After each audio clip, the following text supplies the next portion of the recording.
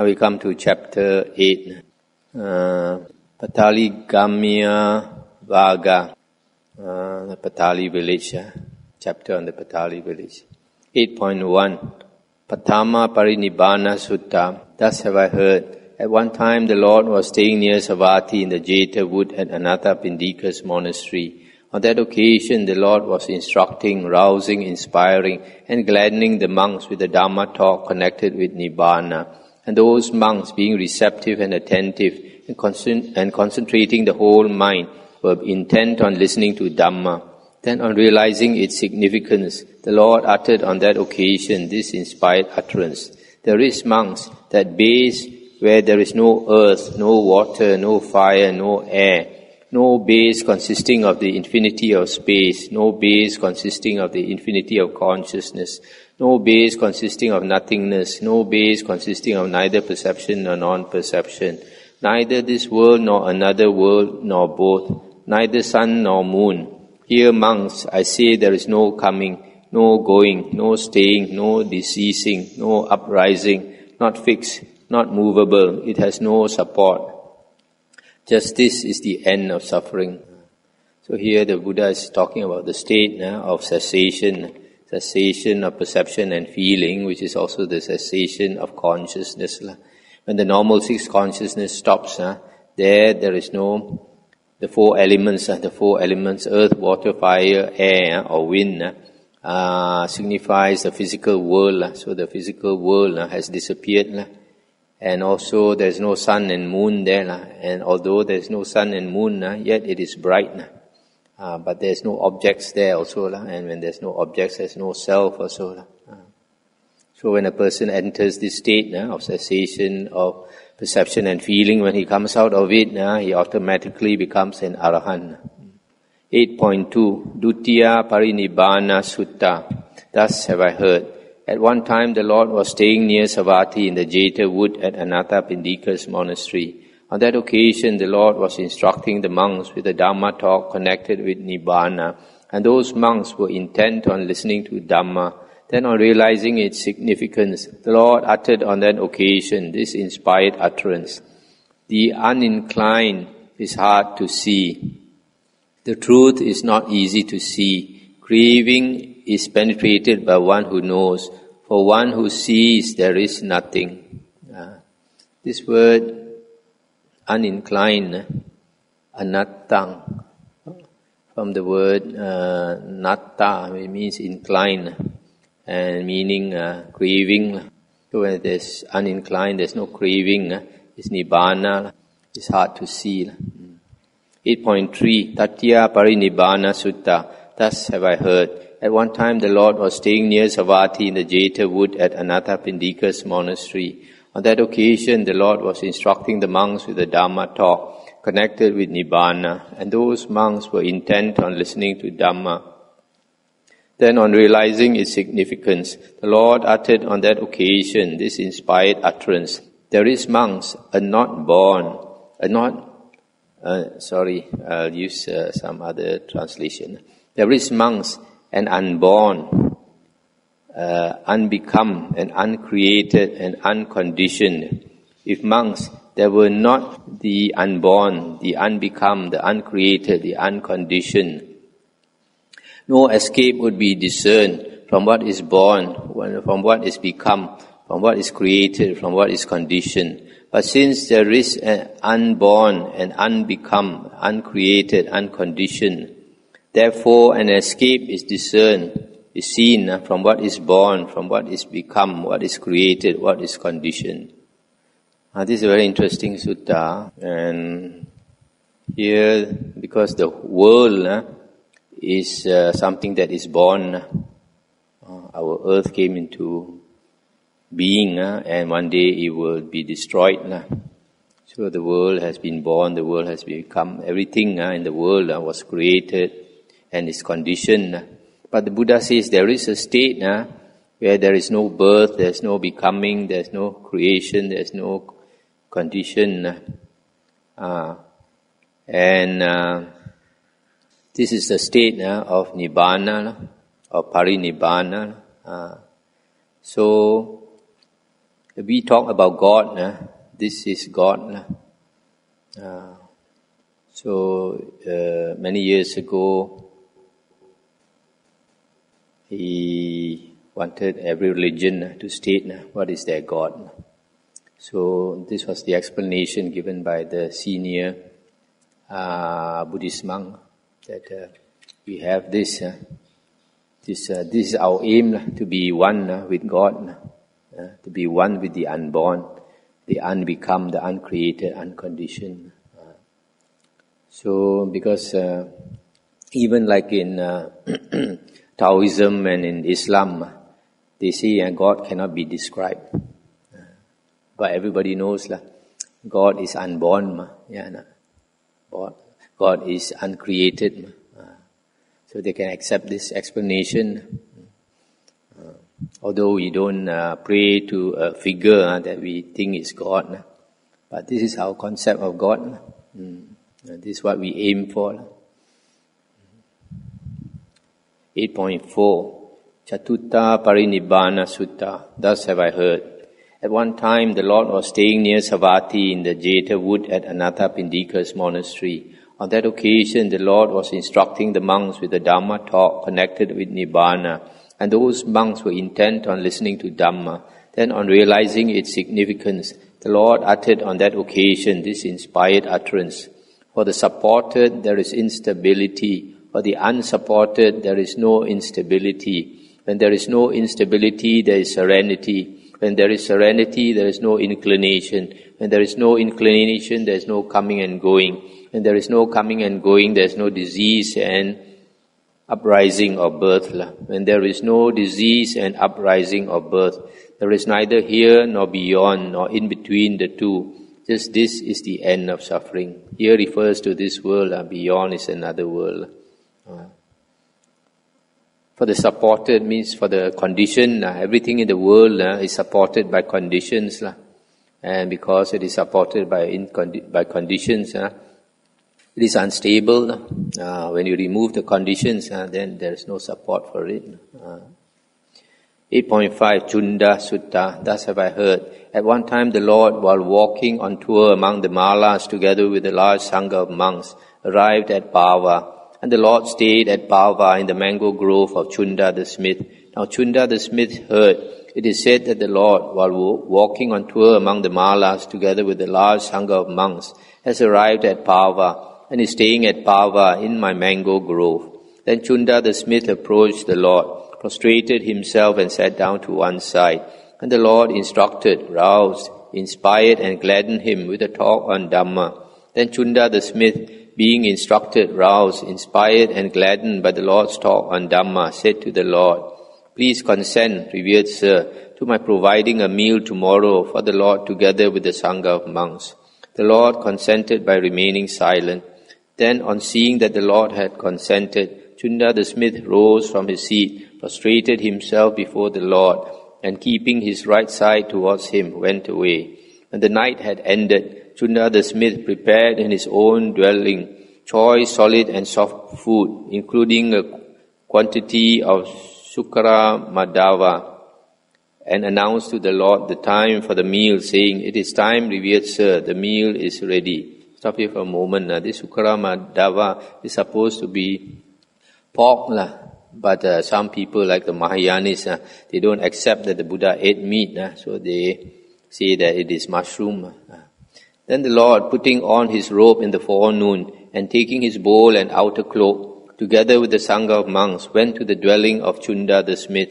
On arriving, he sat down on the seat prepared for him, and said to Chunda the smith, serve me, Chunda, with that sukara madava you have prepared, and serve the Sangha of monks with the other food.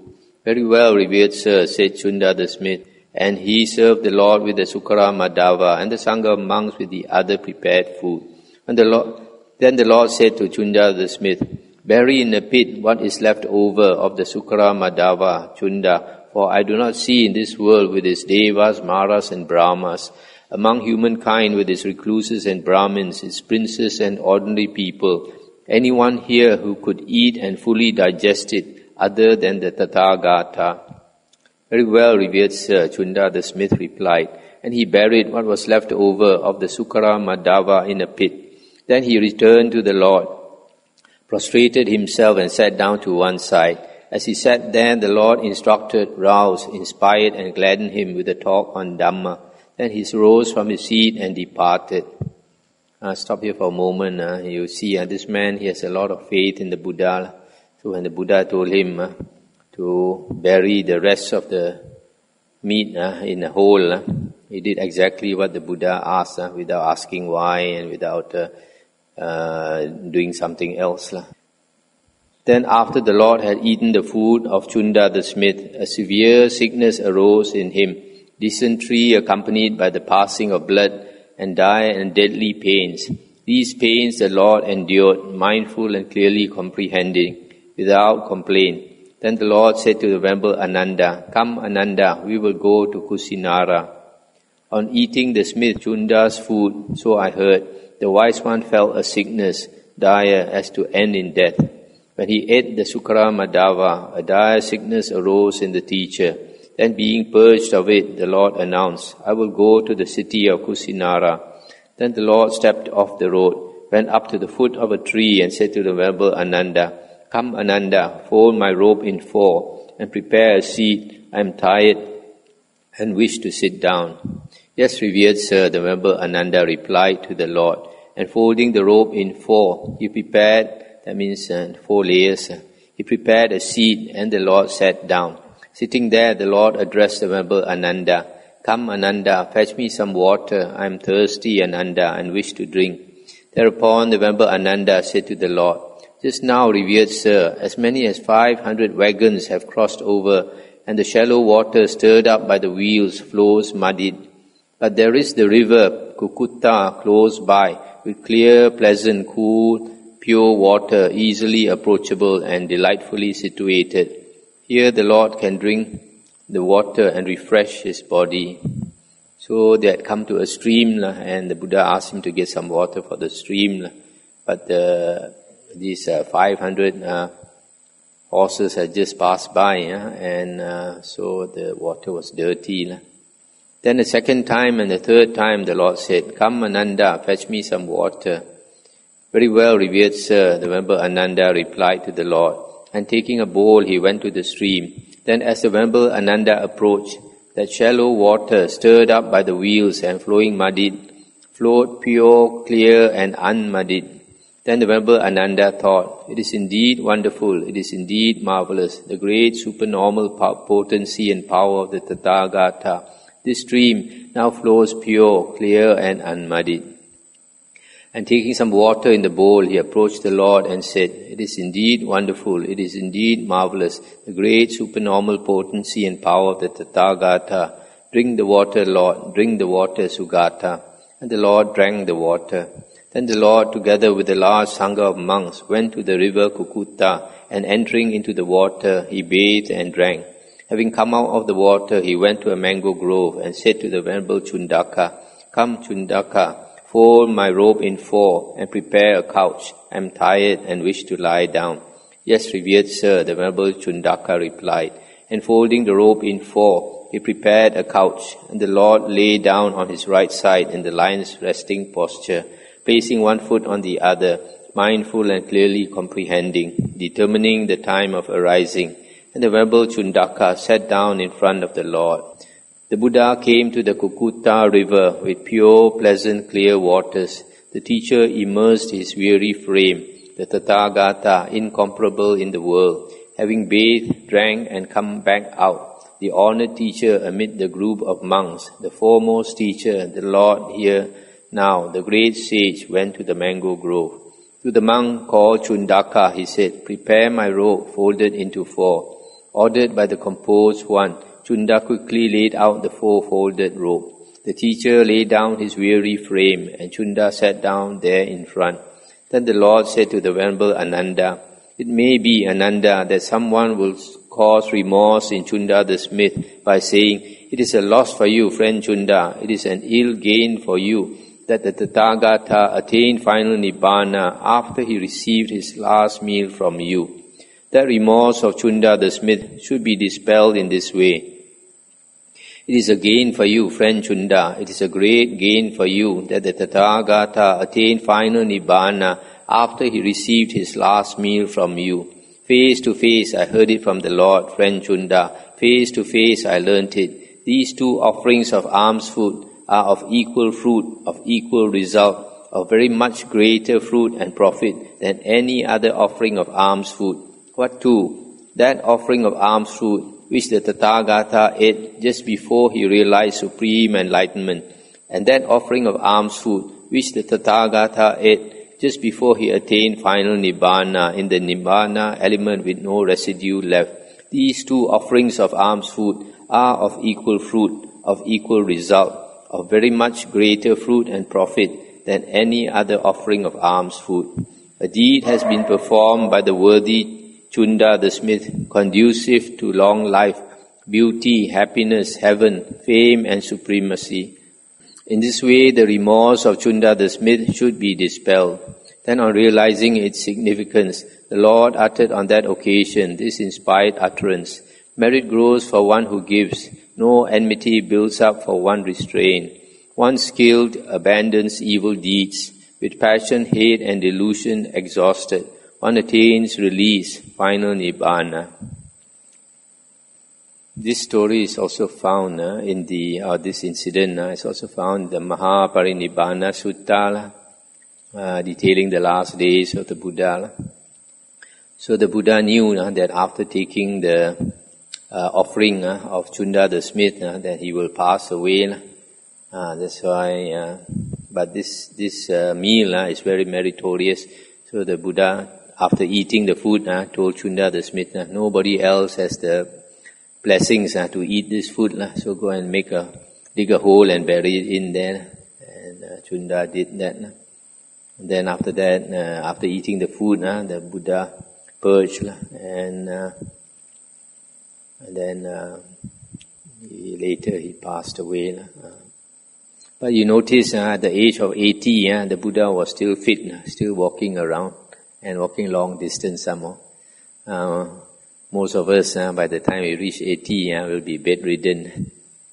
Cannot even walk 1 mile, but the Buddha walked a long distance. He particularly wanted to go to a certain place to pass away. And that place was a place where, long time ago, he was a universal monarch, wheel-turning king, king of the whole world. And as a human being, that is the happiest life you can have.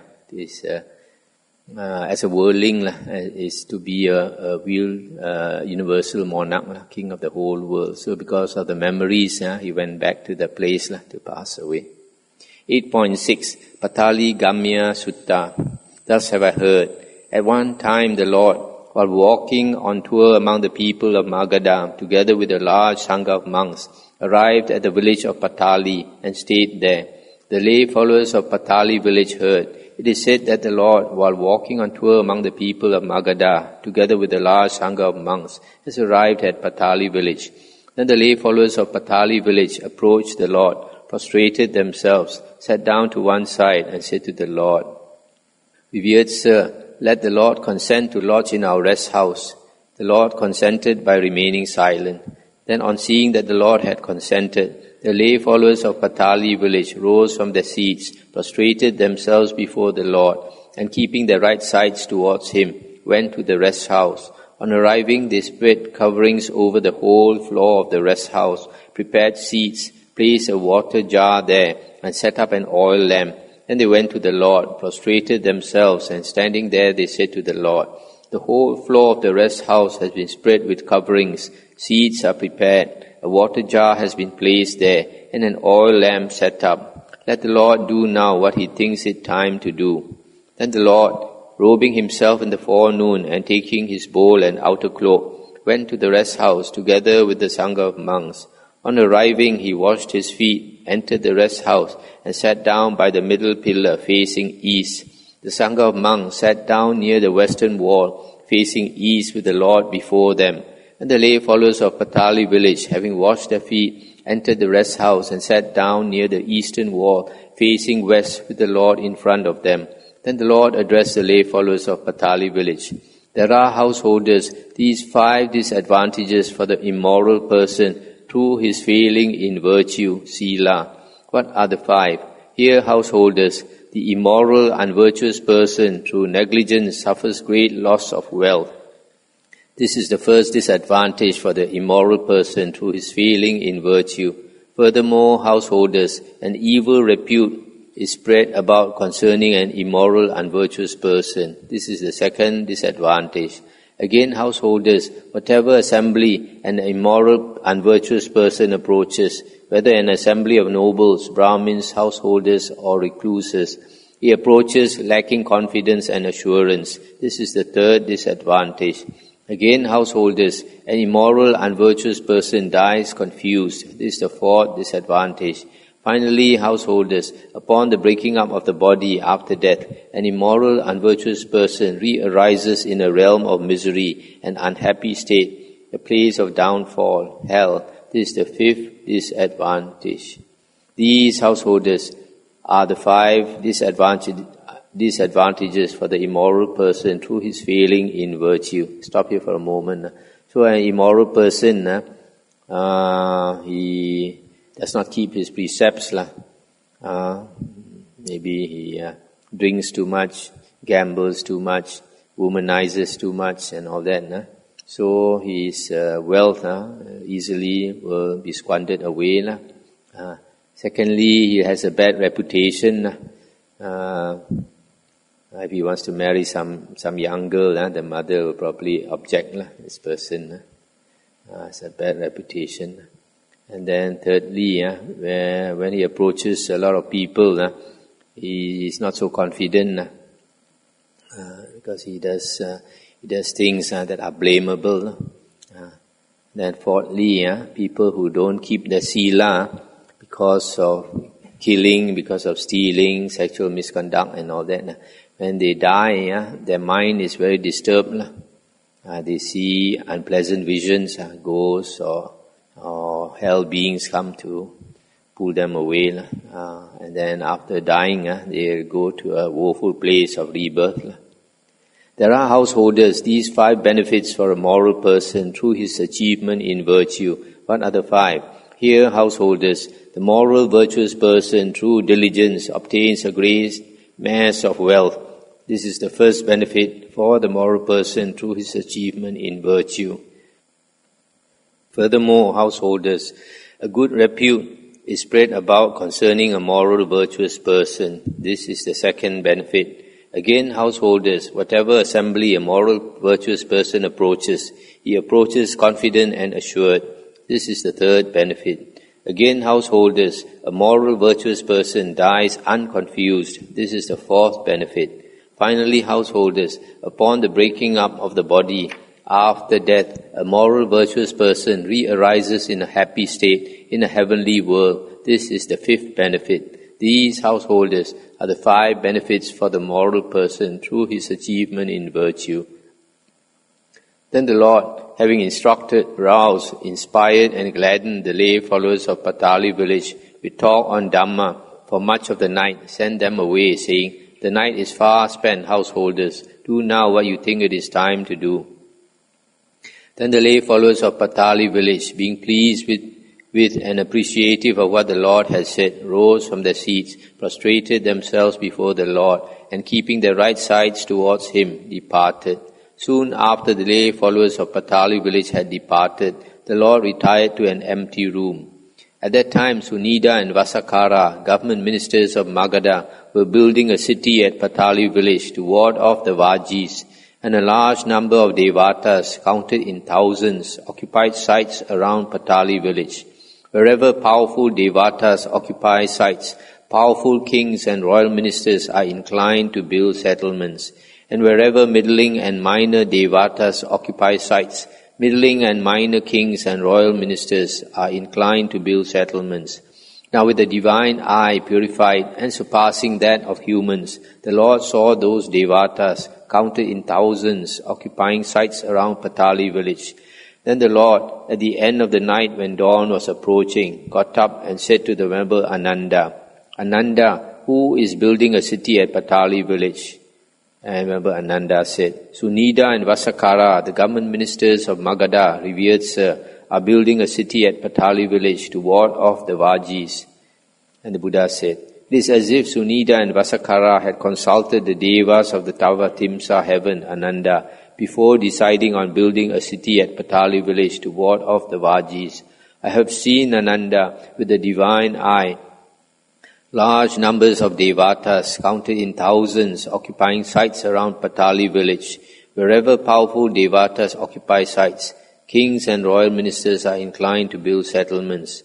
As far as the sphere of influence of the Noble One extends, Ananda, as far as the trade routes spread, this will be the chief city where bales of merchandise will be opened up. But Pataliputta, Ananda, will suffer 3 disasters from fire, from water, and from the breaking of an alliance. Then Sunida and Vasakara, the government ministers of Magadha, approached the Lord, exchanged friendly greetings with him, stood to one side and said, Please consent, good Gotama, to our providing a meal tomorrow for you together with the Sangha of monks. The Lord consented by remaining silent. Then on seeing that the Lord had consented, Sunida and Vasakara went to their own dwelling. Having prepared there choice, solid and soft food, they announced to the Lord the time for the meal, saying, It is time, good Gotama, the meal is ready. Then the Lord, putting on his robe in the forenoon and taking his bowl and outer cloak, together with the Sangha of monks, went to the dwelling of Sunida and Vasakara. On arriving, he sat down on the seat prepared for him. Then Sunida and Vasakara, the government ministers of Magadha, served and satisfied with their own hands the Sangha of monks headed by the Buddha with choice food, both solid and soft. Then when the Lord had eaten and washed his hand and bowl, Sunida and Vasakara, choosing a low seat, sat down to one side. The Lord thanked Sunida and Vasakara with these verses. In whatever place a wise man sets up his home, here he should feed the virtuous, the controlled who lead the holy life. To those devatas there, he should make offerings. Revered, they will revere him. Honored, they will honor him. They will show compassion for him as a mother shows for her own child. A man for whom devatas have compassion always has good fortune. Having thanked Sunida and Vasakara with these verses, the Lord rose from his seat and departed. On that occasion, Sunida and Vasakara followed in the footsteps of the Lord, thinking, whichever gate the recluse Gotama leaves by today will be called the Gotama gate, and the ford by which he will cross the river Ganges will be called the Gotama ford, and the gate by which the Lord departed came to be called the Gotama gate. Then the Lord approached the river Ganges, but at that time the river was so full that a crow standing on the bank could drink from it. Some people there, wishing to cross to the other shore, were searching for a boat. Some were searching for a floating log, and some were constructing a raft. Then just as a strong man might extend his flexed arm, or flex his extended arm, so did the Lord vanish from the hither bank of the river Ganges, and reappear on the far bank, together with the Sangha of monks. And the Lord saw those people constructing a raft, etc. Then on realizing its significance, the Lord uttered on that occasion this inspired utterance. Those who have made a bridge cross over the river flood, leaving the swampy pools behind. While people are binding a raft, the wise are already across. 8.7 Dve Da Pata Sutta. Thus have I heard. At one time the Lord was journeying along a road among the people of Kosala, with the Venerable Nagasamala as his attendant. As they went along, the Venerable Nagasamala saw the road divided, and on perceiving this said to the Lord, Revered Sir, that is the way, let us go that way. Whereupon the Lord said to the Venerable Nagasamala, This is the way, Nagasamala, let us go this way. A second time and a third time, the Venerable Nagasamala said to the Lord, Revered Sir, that is the way, let us go that way. And the second and the third time the Lord said, This is the way, Nagasamala, let us go this way. Then the Venerable Nagasamala put the Lord's bowl and cloak down on the ground and went off, saying, Here, revered Sir, is the Lord's bowl and cloak. And as the Venerable Nagasamala was going along that road, robbers came upon him, knocked him down and kicked him and broke his bowl and tore his robe. Then the Venerable Nagasamala, with broken bowl and torn robe, went back to the Lord. Having prostrated himself before the Lord, he sat down to one side and said, "Just now, revered Sir, as I was going along that road, robbers came upon me, knocked me down and kicked me and broke my bowl and tore my robe." Then on realizing its significance, the Lord uttered on that occasion this inspired utterance. Travelling together, dwelling as one, a wise man must mix with foolish people. But having known a bad one, he leaves him behind, as a milk-drinking heron leaves the water. So this silly disciple won't listen to the master, thinks he's smarter, and got beaten up along the way. Probably after that, the Buddha didn't want him to follow him. 8.8 Visakha Sutta. Thus have I heard. At one time, the Lord was staying near Savatthi in the eastern park at Migara's mother's mansion. That means Visakha's mansion. On that occasion, the dearly beloved grandchild of Visakha, Migara's mother, had died. Then Visakha, or Migara's mother, with wet clothes and hair, approached the Lord in the middle of the day. Having prostrated herself, she sat down to one side, and the Lord said to her, "Where have you come from, Visakha, arriving here in the middle of the day with wet clothes and hair?" And she said, "Revered Sir, my dearly beloved grandchild has died. That is why I have arrived here in the middle of the day with wet clothes and hair." And the Buddha said, "Visakha, would you like to have as many children and grandchildren as there are people in Savatthi?" And she said, "I would, Lord, like to have as many children and grandchildren as there are people in Savatthi." And the Buddha said, "But how many people, Visakha, die daily in Savatthi?" And she said, "Perhaps 10 people, revered Sir, die daily in Savatthi, or perhaps 9 people, or 8 or 7 or 6, 5, 4, 3, 2 people died, or perhaps 1 person dies daily in Savatthi. Revered Sir, Savatthi is never without people dying." And the Buddha said, "What do you think, Visakha? Would you ever be without wet clothes or wet hair?" So when the Buddha asked her, "You like to have a lot of children and grandchildren, so much like the people in Savatthi?" She quickly said, "Yes. In that case, since people are dying every day, then she'll be mourning every day. And then after thinking about it, she said, "No, revered Sir, enough of my having so many children and grandchildren." And the Buddha said, "Visakha, those who have 100 dear ones have 100 sufferings. Those who have 90 dear ones have 90 sufferings. Those who have 80, 70, 60, 50, 40, 30, 20, 10, 5, 4, 3, 2 dear ones have 2 sufferings. Those who have 1 dear one have 1 suffering. Those who have no dear ones have no suffering. They are sorrowless, stainless, without despair, I say." Then on realizing its significance, the Lord uttered on that occasion this inspired utterance. "Whatever sorrows or lamentations there are, the various kinds of suffering in the world, it is because of something dear that these exist. Without something dear, these do not exist. So they are happy and free from sorrow, who having nothing dear anywhere in the world, so aspiring to be sorrowless and stainless, do not hold dear anything anywhere in the world." Although a lot of people know this, but most people are like Visakha, like to have as many children and grandchildren as possible. 8.9 Patama Dabba Sutta. Thus have I heard. At one time the Lord was staying near Rajagaha in the bamboo wood at the squirrel's feeding place. Then the Venerable Dabba Malaputta approached the Lord, prostrated himself, sat down to one side and said to the Lord, "Now, Sugata, is the time for my final Nibbana." That means it's about to pass away. And the Buddha said, "Do now, Dabba, what you think it is time to do." Then the Venerable Dabba Malaputta arose from his seat, prostrated himself before the Lord, and keeping his right side towards him, rose up in the air, and in the air, while sitting cross-legged in space, he entered into the fire element, emerged and attained final Nibbana. Now, when the Venerable Dabba Malaputta entered into the fire element, emerged and attained final Nibbana, his body was burnt up and utterly consumed, so that neither ashes nor soot remained behind. Just as when ghee or oil is burnt and consumed, neither ashes nor soot remain behind. Even so it was with the Venerable Dhammavudho who attained final Nibbana.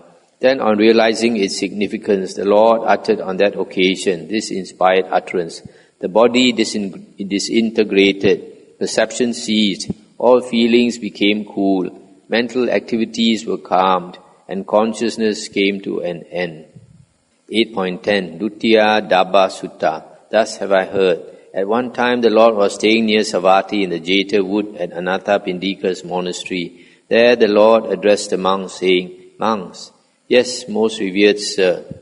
Those monks responded to the Lord. The Lord said, when Dhammavudho rose up in the air and in the sky, while sitting cross-legged in space, entered into the fire element, emerged and attained final Nibbana. His body was burnt up and utterly consumed, so that neither ashes nor soot remained. Just as when ghee or oil is burned, so his body was burnt up and utterly consumed. Then on realizing its significance, the Lord uttered on that occasion this inspired utterance. Just as the born is not known of the gradual fading glow given off by the furnace-heated iron, as it is struck with the smith's hammer, so there is no pointing to the born of those perfectly released who have crossed the flood of bondage to sense desires and attain unshakable bliss. Now that's the end of the Udana. Anything to discuss? These suttas in the Udana, what is supposed to be important are the verses at the end of the suttas. And the prose before the verses seem to have been taken from other suttas. Some of them, they have shortened the sutta. I put it here.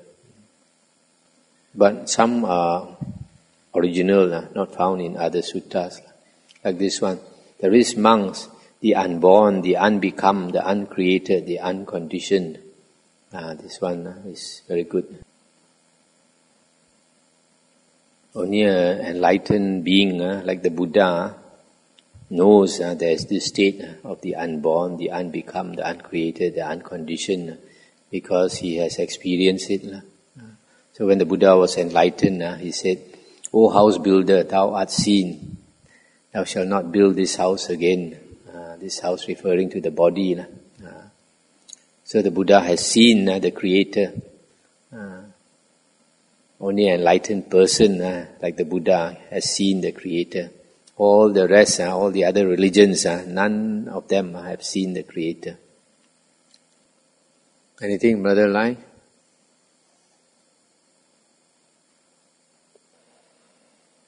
People say that Devadatta will become a Chitta Buddha after a long period of time. Did the Buddha say this? I don't think the Buddha mentioned this. A lot of things like this. Some other books say that Devadatta was a bodhisattva. He purposely want to kill the Buddha, and now he's in hell, but he's not suffering in hell. But in the suttas, the Buddha said, in the Vinaya books, the Buddha said that because of what Devadatta did, that he will go down to hell for a very, very long time. And he will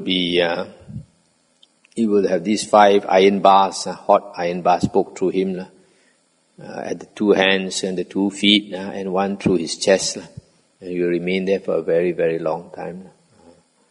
So, how can you have all these iron bars poked through you and you are not feeling any pain? And the Buddha also said that when he asked Venerable Sariputta to go and spread the news that Devadatta is no more a disciple of the Buddha, then he has gone off the track and is doing a lot of wrong things. Some people did not believe because Devadatta at one time his practice was very good, he had psychic powers. So when the monks came back to tell the Buddha said that what he said is true cannot be otherwise And the Buddha said he cannot see in Devadatta even a little bit of goodness in him. It's totally rotten. The Buddha said, just like a person has fallen into the shithole. When he comes out of the shithole, he cannot find a spot on his body where there is no shit. So in the same way, the Buddha said, you cannot find a bit of goodness in Devadatta. It is the case, why didn't the Buddha inject Devadatta to normally, the Buddha doesn't take the trouble to go and find out in the future this person will become like this, will become like that. And also the Buddha does not make a precept until something goes wrong. Then only he says, okay, you don't do this. So in the same way, you won't eject somebody until he does wrong. In fact, the Buddha, we find that Vinaya books is very compassionate. There was a group of 6 monks who were always creating problems. And the Buddha didn't eject them also. Each time they create a problem, the Buddha will make a new precept. You must not do this. And they cause some more problem, the Buddha will make another precept. Buddha was very compassionate. Unless they go overboard and cause problems for too much, then only because it's inconveniencing other monks only, then the Buddha will throw them out.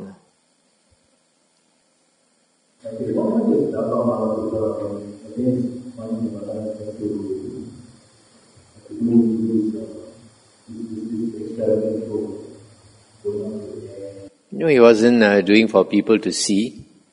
It was just a clean way to go, No environment is very environment friendly. No dirt to pick up for anybody. And also it will be good for others, inspire you to follow in his footsteps.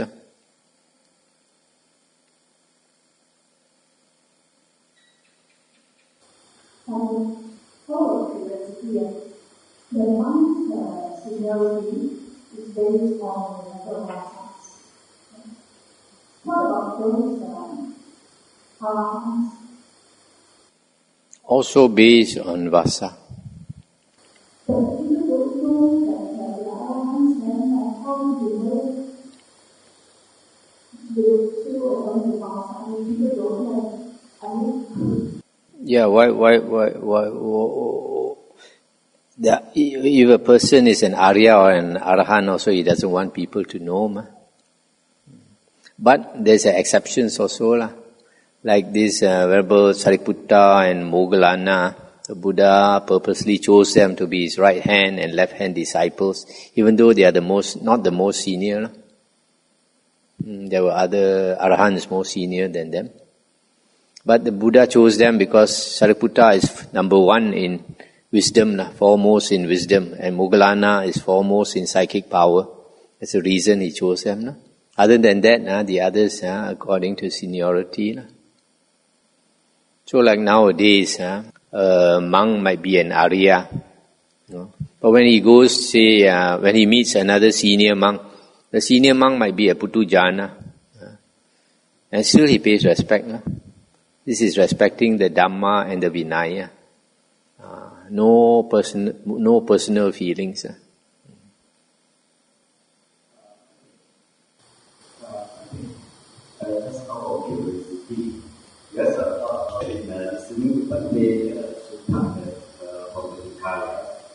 Very often Bhante did things from the Vinaya book. Many people allowed to read the Vinaya books. Now that the Vinaya books are around, there is no harm in reading the Vinaya books. The only thing is have to be careful. There are some people, after they know about the monks' Vinaya, they become very critical. They expect all the monks to follow all the precepts. But they don't understand that the Buddha said, even without prompting, the Buddha's last instructions told the Venerable Ananda, if the Sangha wants to abolish certain minor rules, they can do so. So it depends on circumstances. But more of the stories or things you do not understand, it's not in the normal Sutta.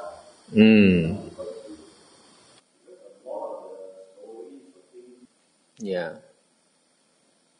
But these Vinaya books are only available at present from the Pali Text Society. And if you buy them, it's not cheap also. That's why most people don't get them.